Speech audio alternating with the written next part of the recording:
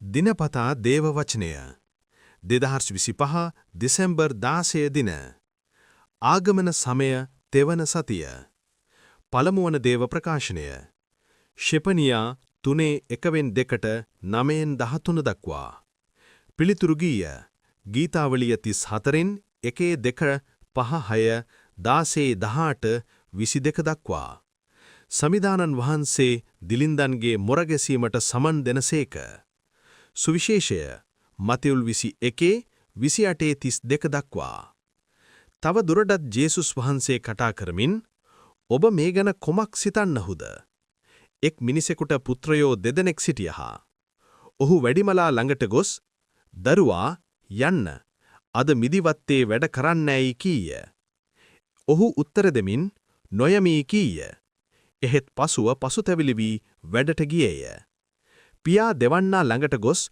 ඔහුටත් මුලින් කී දේම කීය. ඔහු උත්තර දෙමින් ස්වාමිනී යමී කීය. එහෙත් නොගියේය. ඒ දෙදෙනාගෙන් පියාගේ කැමැත්ත ඉටු කෙලේ කවරෙක්දැයි ඇසූසේක.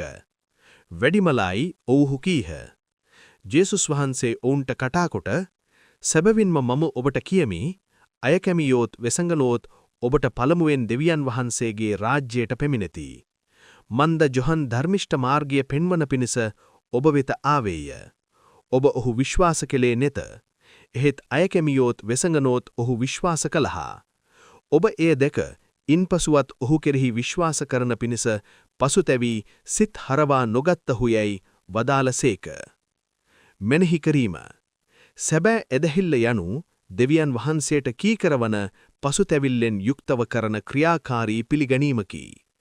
පසුතැවිලි වී කීකර වූවහොත් ඔවුන්ගේ ධර්මිෂ්ඨකම ගැන ආඩම්බර වන අකීකර අයට වඩා දෙවියන් වහන්සේගේ රාජ්‍යයට ඇතුල්වීමේ අවස්ථාව